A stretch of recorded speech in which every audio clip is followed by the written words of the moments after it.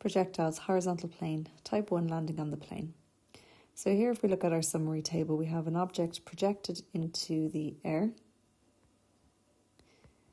And as it's projected into the air, it has a velocity u, our initial velocity, and it makes an angle alpha with respect to the horizontal ground. So at any point in its path flight, we can resolve that vector u into its horizontal and perpendicular components. So in other words, if we were to complete a right angle triangle,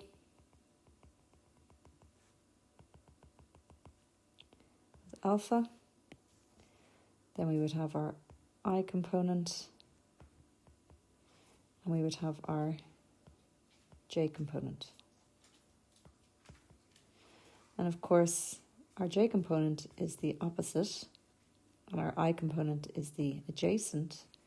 And we know already from vectors that sine alpha is the opposite over the hypotenuse,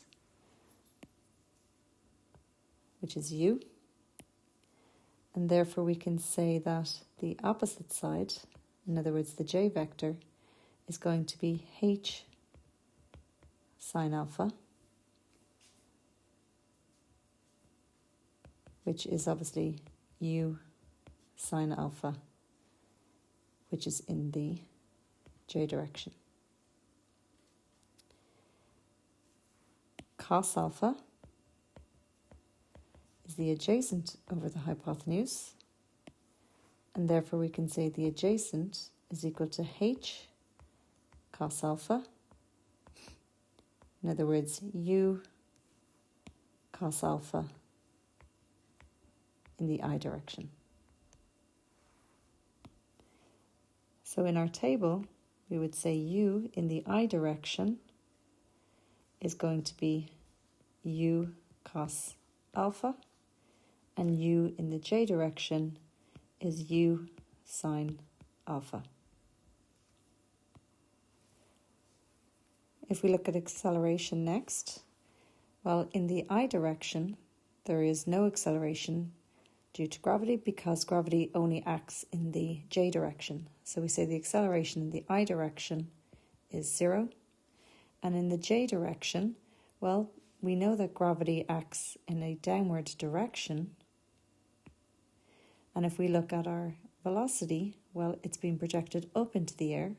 So if we're assigning that as the positive direction, then gravity must be assigned the opposite sign, which is negative.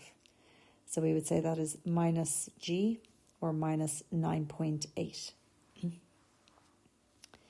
If we look at v next, well, we know our equation of motion, that v is equal to u plus at. So therefore, if we are filling it in the I direction, or in the x direction, whichever you want to say, we would say that v is equal to u plus at, but u in the I direction is u cos alpha, and then it would be plus 0 times t, which is of course 0. v in the y direction, or the j direction, is going to be u sine alpha minus gt.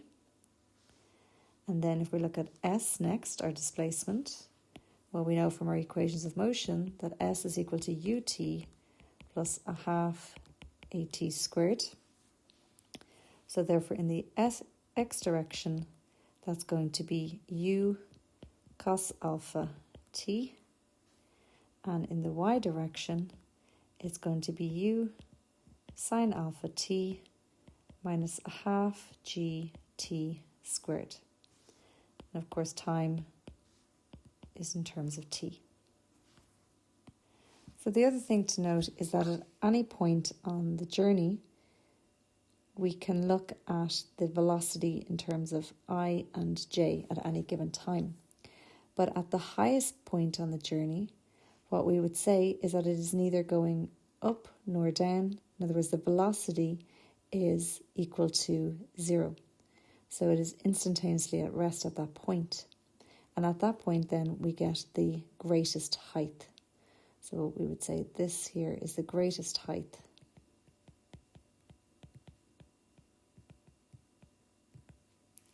And on landing, because we started on the ground and we're landing on the ground, then the displacement in the y direction, in other words, above the ground, is equal to 0. And at that point, we get the distance from start to end is the greatest. So this is known as the range. So it's s in the x direction is our range, and s in the y direction, when vy is equal to 0, is our greatest height. Okay, so putting that into action, let's have a look at an example from Murphy, page 39. And we're going to do example 3.1. So we have a particle is projected with an initial velocity 14I plus 70j from a point P on a horizontal plane, and we have to find its height above the plane 4 seconds after it has been projected. So we start with a little sketch. What's actually happening? What does this look like? So it's a horizontal plane. We have our particle projected up into the air. So we would say this is our velocity, our initial velocity. We don't know at what angle it's projected, but it's going to take a path like this and land on the ground. Now what we do know is that it has a velocity 14 in the I direction and 70 in the j direction. And again, always when we're using our vectors, if we're resolving them, we use a different colour or a broken dotted line to make sure that they're not the same three vectors. They are one vector resolved into two. Okay, so we want to find the height above the plane 4 seconds after it's projected. So what we want to do first of all is make out our table. So we're going to do this every time we're doing our questions and projectiles, and that way we have every single formula written down, and it's easy then to answer the questions because we can see exactly what we have in front of us. So let's make out our table. So we know that u is equal to 14I plus 70j. So that means in our table, in the x direction, u is 14 and y is 70. A is always 0 on the horizontal plane in the x direction, and it's minus g or minus 9.8 in the y direction. V in the x direction is equal to u plus at, so that's going to just be 14. And in the y direction, the velocity is 70 minus 9.8t. S in the x direction is ut plus a half at squared, but of course a is 0. And in the y direction, s is equal to ut plus a half at squared. So half of 9.8 is 4.9 t squared, and t will just be t. So in the first case here, what we're looking for is the height above the plane after 4 seconds. So what that means is that we're looking for s above the plane, means in the y direction, when t is equal to 4 seconds. So we write down our equation. While looking at our table, sy is 70t minus 4.9 t squared. So all we need to do is sub in for 4. So 70 times 4 minus 4.9 times 4 squared. So we have s in the y direction then is going to be 201.6 meters. Part 2 then says, well, what is the horizontal distance from P 2 seconds after the projection? So P was where it was projected from. So in other words, we're looking for S in the X direction when T is equal to 2 seconds. So again, we go to our table, we look at S of X, well it's just 14t. So very easy, just multiply by 2, which means 2 seconds after the particle has been projected, it will be 28 metres in the horizontal direction from P. Part 3 then says find the magnitude and the direction of the velocity of the particle 5 seconds after the projection. So the velocity, if we're looking for the magnitude, means that we have to work out both the x and the y direction to get its magnitude.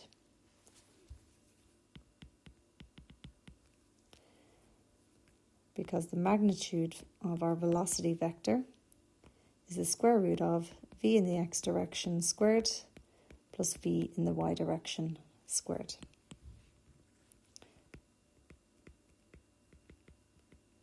So we need to start with v of x first of all.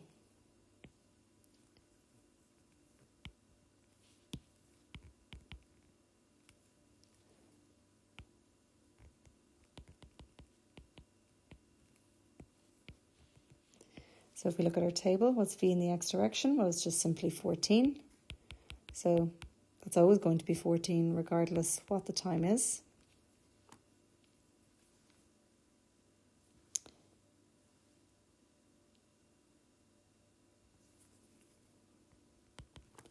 And then if we're looking at Vy,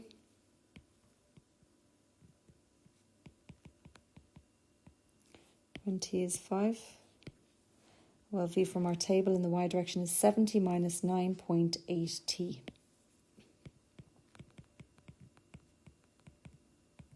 So wherever there's a t, we're going to put 5.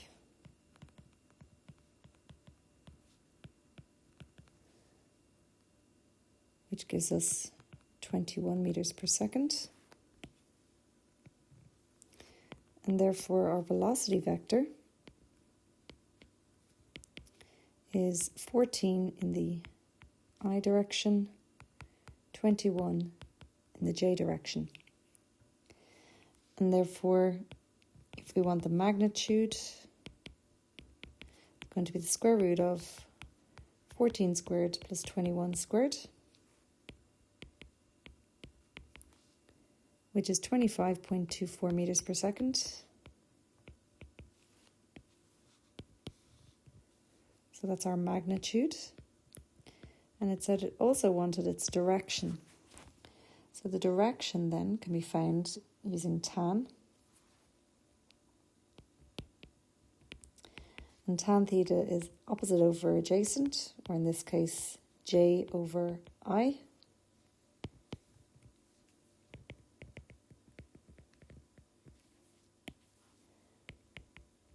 So our j vector is 21 over our I vector, which is 14. And therefore theta is tan inverse of 3 over 2, if we simplify that fraction, which gives us an angle, of 56.3 degrees.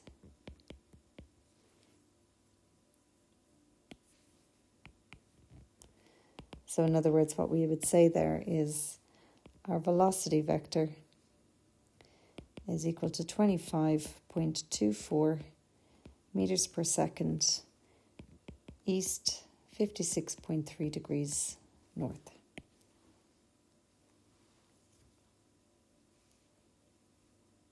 So just in regards to our vector for direction, just in case you forget, we have opposite over adjacent, and opposite is the j direction, adjacent is the I direction.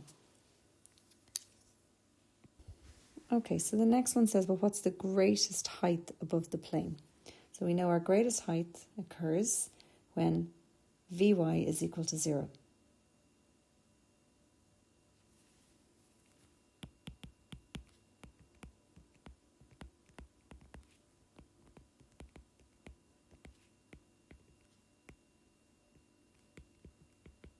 So in other words, we need to work out what time that occurs at. So Vy is equal to 70 minus 9.82. So if I let that equal to 0, that means that we have 9.8t is equal to 70, and therefore t is equal to 7 seconds. So we therefore say that our greatest height occurs when t is equal to 7.14, So that's going to be 70t minus a half gt squared, so minus 4.9 times t squared. And that gives us a displacement in the y direction of 250 meters. So in other words, this is our greatest height above the plane. Okay, and the last part then says, well, what's the range of the particle?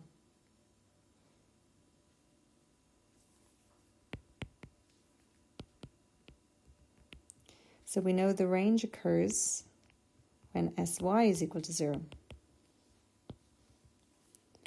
So that means we have to take Sy, which we know is 70t minus 4.9t squared.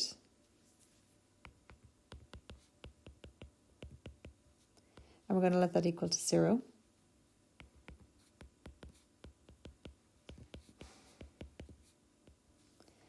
And I can factor out t there as being common, which leaves me with 70 minus 4.9t is equal to 0. So that means that t is equal to 0, where 70 minus 4.9t is equal to 0. In other words, the first time that the displacement above the ground is 0 is at the start, and the second time the displacement above the ground is 0 is after 14.29 seconds. So this is the time that we're looking for, because this one is at the start. So that means then that the range is 14t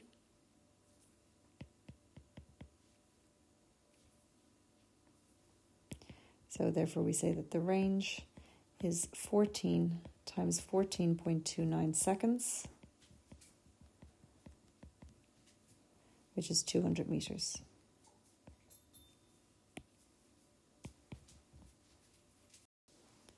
So the second example is 3.2.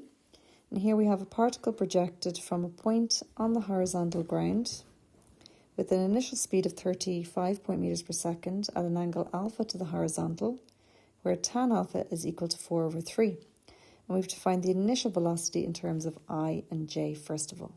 So again, we start with a little sketch. So it's a horizontal plane. We have our particle projected above the ground with an initial speed of 35 meters per second, and it's at an angle alpha to the ground.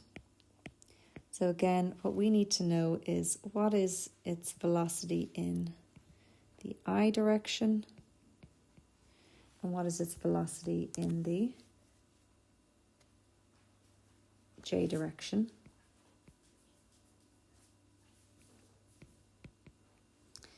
And therefore the projectile path is going to go up in the air and come back down at some point.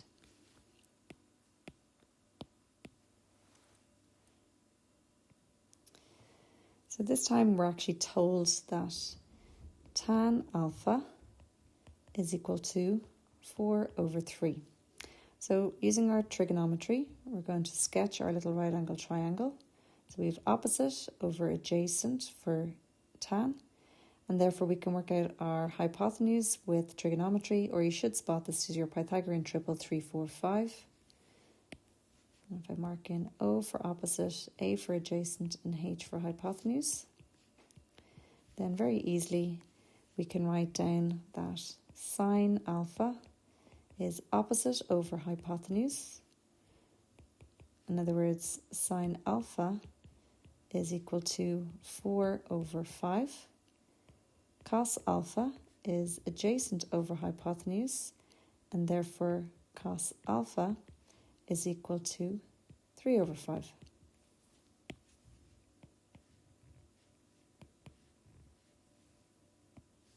So therefore we know in general that our velocity vector is given by u cos alpha in the I direction plus u sine alpha in the j direction. So we need to know that always. So because u is 35, we will then say that our velocity vector can be written as 35 cos alpha, which is 3 over 5 in the I direction, plus 35 times sine alpha, which is 4 over 5 in the j direction. And therefore u is equal to 21I plus 28j. And that's meters per second.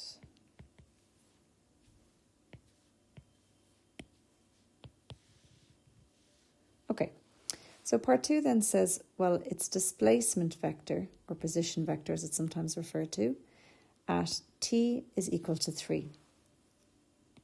So what we're going to do is we're going to make out our table so that we can then establish what is s in the x direction, s in the y direction, and our position vector then is sx in the I direction plus sy in the j direction. So u in the x direction, 21, u in the y direction, 28, a in the x direction, O is 0, a in the y direction is minus 9.8, or minus g, v in the x direction, well, v equals u plus at, so therefore we just have 21, and v in the y direction is 28 minus 9.8t. S in the x direction, well, s equals ut plus a half at squared.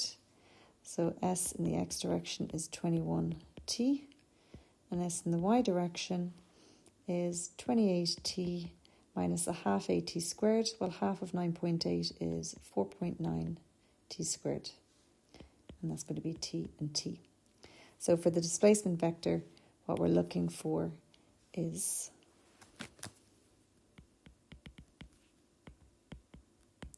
s in the x direction and s in the y direction.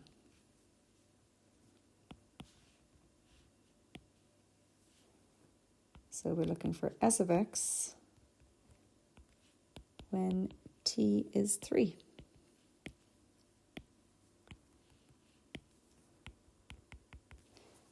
So that's going to be 21 times 3, which is 63 meters. And then we want sy when t is 3.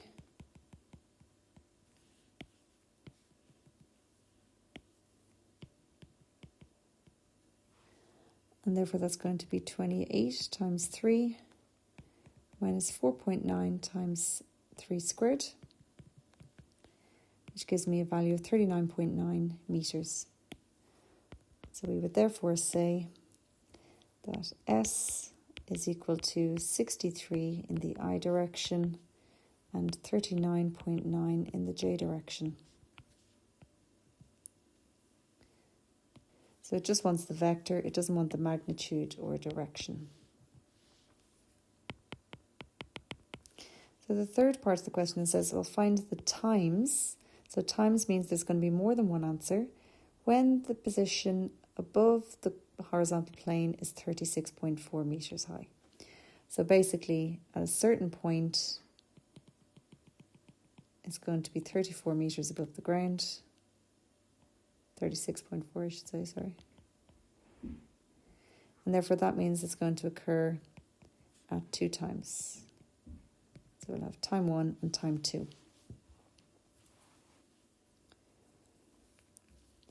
So we're looking for when is sy equal to 36.4 meters. So we take our equation for sy, which is 28t minus 4.9t squared. And we're going to let that equal to 36.4. And basically solve our quadratic. So we have 4.9t squared minus 28t plus 36.4 equals 0. Now sometimes if you divide across by 4.9, you end up with a lovely simple quadratic. But in this case we don't, so we're just going to say a is 4.9, b is minus 28, and c is 36.4, and then we're going to solve our minus b formula.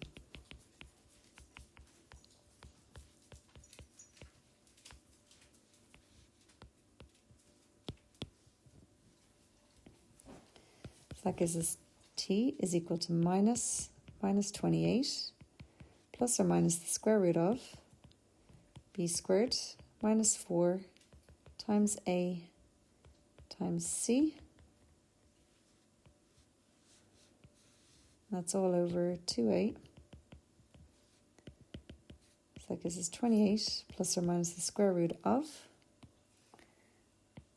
70.56 divided by 2 times 4.9, which is 9.8. So that gives us T1 is equal to 28 minus the square root of 70.56 over 9.8, or T2 is 28 plus the square root of 70.56 over 9.8. So we have time 1 is 2 seconds, or time 2 is 3.71 seconds.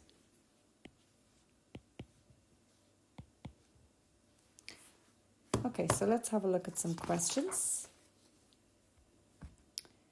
So question 1, 4, 10, page 42, and 1, 11, page 43.